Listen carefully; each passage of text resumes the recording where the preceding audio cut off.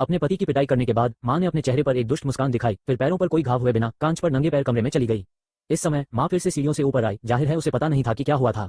इस समय पिता को भी यह बहुत अजीब लगा और उन्होंने सोचा कि घर में कोई अशुद्ध वस्तु अवश्य आ गई है।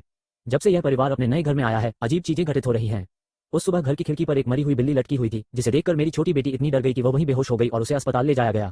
वापस आते समय एक पड़ोसी की कार ने उनका रास्ता रोक दिया, इसलिए मेरे पिता पड़ोसी के घर जाकर स्पष्टीकरण मांगना चाहते थे, लेकिन जैसे ही वे गेट के अंदर दाखिल हुए, उन्होंने जमीन पर कुछ देखा। वहां सड़े हुए सुअर के मांस की पसलियां थीं और यहाँ तक कि सामने का पहाड़ भी अजीब लग रहा था। जब मैं अपने पड़ोसी के घर में दाखिल हुआ तो मैंने देखा कि पूरे घर में खून से लथपथ जानवर लटके हुए थे। इस समय मेरे पिता को लगा कि उन्होंने कुत्ते के मल पर पैर रख दिया है, लेकिन अप्रत्याशित रूप से वो एक मरा हुआ मुर्गा था। वो इतना डर गया कि उसे पसीना आ गया। इसी समय पड़ोसी अचानक उसके पीछे आ गया और उसके पिता को घूरने लगा। उसके पिता इतने डर गए कि वे बोल नहीं सके और जल्दी से बाहर भागे। रात को सोते समय हमेशा बगल के कमरे से अजीब अजीब आवाजें आती रहती थीं। मेरे पिता को लगा कि पड़ोसी के साथ कुछ गड़बड़ है, इसलिए उन्होंने पुलिस को बुलाया, लेकिन पड़ोसी ने ऐसे व्यवहार किया जैसे कुछ हुआ ही न हो। डरावनी बात यह थी कि घर में सब कुछ गायब था, केवल कपड़े से भरा एक कमरा और एक करघा बचा था जो अभी भी चल रहा था।